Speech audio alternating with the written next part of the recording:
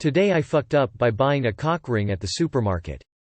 I was buying a one-use vibrating cock ring from our local supermarket for my wife and I to try that night before we buy a nice one online. I'm looking forward to the coitus in the near future and am fantasizing about it. It's 9 o'clock at night, and the store is mostly empty and fairly quiet. The kind old greeter man greets me as I walk in. I get the ring and a candy bar and go use the self-checkout to rid myself and any poor kid at a register from potential awkwardness. Then, I begin to walk out when the security barrier alarm goes off. Shit. The old man comes over to double-check my bag and I happily hand him the receipt and my bag. He looks in it and looks back at me. He says and smiles as if this is an enjoyable experience. I guess it is to him, because he proceeds to take it out in front of the 15 people at the checkout watching me, and walk it back over to the security barrier plain as day to check and see if it truly is my newly purchased cock ring making the alarm go off, and not the candy bar. Of course it is, and it beeps again, bringing anyone else's attention over to my predicament. "You're all set," he says with another grin. He knows he just completely destroyed my libido and he's grinning. Last time I ever get anything sexual from anywhere but the internet. TLDR went to the supermarket to get a cock ring, and left the supermarket with a cock ring and a limp dick. Edit. To echo my response in the comments, I'm not too worried about people really giving a shit, it's just all the attention makes my dick soft, which is the opposite of what I wanted in the coming hours. My supermarket doesn't even have a cock ring section. At least I don't think so. Next time I'll ask.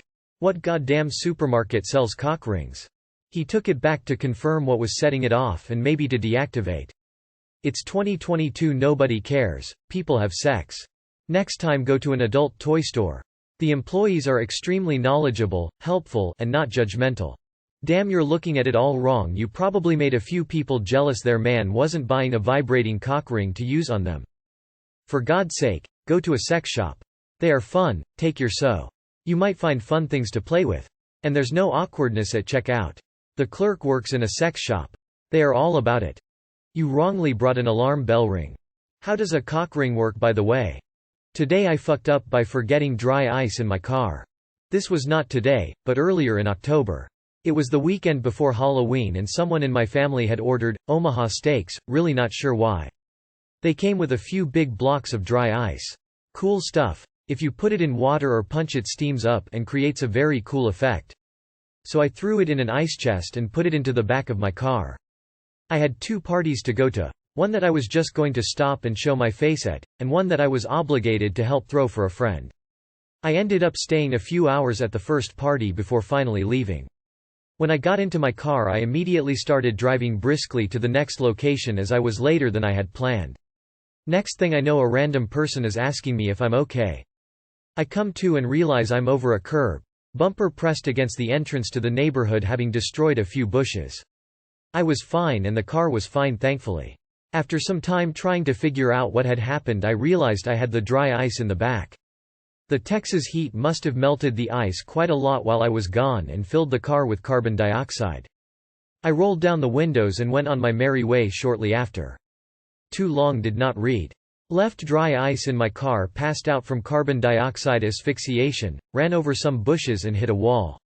You might be very lucky, depending how much CO2 was in the air versus how much oxygen was left versus how much oxygen might have been brought in by the vents. If those factors were changed to slightly worse, lack of oxygen can quickly lead to brain damage. Good PSA about dry ice being dangerous. I remember a horror story from years ago about dry ice being thrown into a pool during a pool party because it looks cool, but then the CO2 displaced all the oxygen just above the water, and several people swimming in the pool passed out and drowned.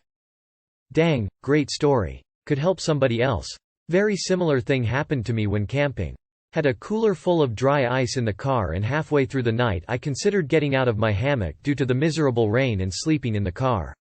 For whatever reason I decided not to and finished the night in my hammock.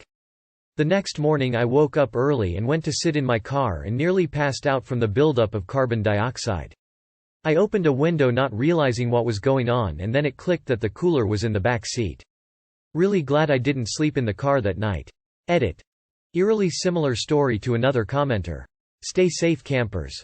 We used to have a couple of those low wide freezer chests at work containing boxes of epoxy on dry ice so you could take it back to your lab still frozen for a few hours before you thawed it out to use it. Well, one day a friend of mine was trying to reach the last box in the bottom and leaned real far in. A minute later another guy walked by and thought he looked weird draped over the edge of the freezer. He yells, "Bob, what are you doing over there?"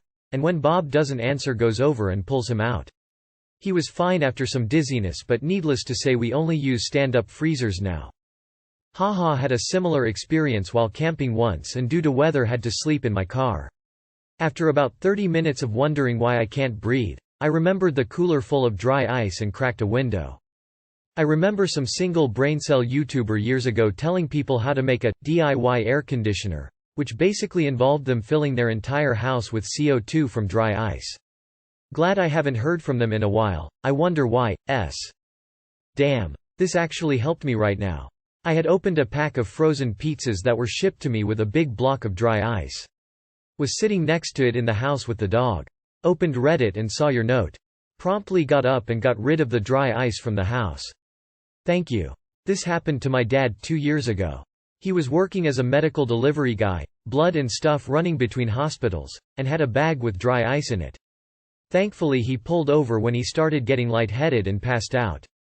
Doc told my mom he got lucky, he was very close to death. Today I fucked up by encouraging my fiancée to finish on me. This just happened, I'm still sitting on my toilet drying off. Feel free to share this story for a good laugh. So, it's as the title says. I, 20F, and my fiancé, 20M, decided to have a little fun in the shower. He stands up, does his thing, and finishes on my face, as I encouraged. Now here's the TIFU. Hot water and the male jisms don't mix. And I couldn't open my eyes as it had jellified everywhere.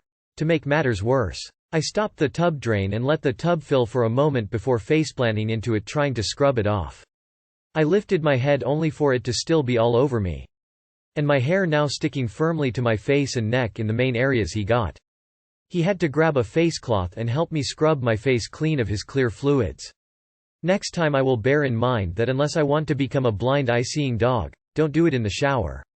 My fiancée however had a good chuckle at it, at my expenses of course. I think the worst part is, I'm about 95% sure my mother who is visiting from out of state heard us laughing about it as he speaks too loud in our tiny apartment. I can't bring myself to go out there and face her. I'm still picking bits off my chest and face. Help. Too long did not read. Encourage my fiancé to finish on my face, only to end up unable to open my eyes from his fluids. Edit. Grammar. ETA 2. It's now an entire day later, and I still haven't faced my mother. I went right to my bedroom with him. ETA 3. My, not blood, sister found my post and commented. Help. Spider-Man webbing is just hot man fluid. You know blind eye-seeing dogs aren't blind, right? Your boyfriend really should have known. Any young man will tell you that bathing and masturbating results in egg drop soup, at least now you know. Cold water is your friend. Damn soul you freaky, tell me this on Discord first though. 3. Not to be a grammar freak but FYI fiancé is the feminine term and fiancé is the masculine term. Based on the title this would have been a much different story haha. Shampoo. It's designed to break the same kind of protein bonds found in Love Mayo. Failing that, dish soap. I enjoy very long showers, I'm also young, I'm a young man. As a byproduct of this, I'm constantly being accused of beating my meat in there. I did it in the shower once age 13-ish, and getting cum glue all over my hands taught me it's not a good place for my business. I thought every man understood. Today I fucked up by getting my face polished by a kitten. This just happened, or at least, I just realized it. I just started CPAP therapy and unfortunately my skin appears to be sensitive to the rubber of the mask. My face is peeling like I'm spending all my time outside. I live in northern Ontario and it's a cold snap, but I've been moisturizing. Well, my 6-month-old kitten loves to cuddle and kiss me. I guess she likes the taste of my lotion, though, because she kept licking my face while I was trying to sleep. Didn't worry about it. Thought maybe it would work like an exfoliant. It did. I wake up and my face is sore. Weird. I feel my cheeks and they're as smooth as silk. Really weird. I go downstairs to use the bathroom, look in the mirror and holy shit. I have giant tomato red marks where my cheeks should be. She scraped every fleck of dry skin off of my face. I look like something blew up in my face. TLR, I can confidently say which of my pets will eat me when I die. Edit. Typos. I can confidently say which of my pets will eat me when I die. I thought this summary was excellent. Microderm abrasion. Kitty style. I had the same problem. Ask your doctor for nasal pillows. Problem solved. Also, don't know if you're overweight, but I lost 50 pounds and no longer had to use my CPAP. Good luck to you. Cat tongues are actually pretty scary if you look at them up close. GIF. Giphy, L4FGWSUMDR Zoo Net 2. I dunno? I think she's just helping. She deserves a raise, more treats, more treats, more treats. I would kill to have a skincare regime like this. How much for the kitty? XD. One advantage that I have found with a CPAP is that since the air is coming from the machine, you can sleep with the covers completely covering your head. Nice on a cold night and should protect you from a licky kitten. You got a kitty facial.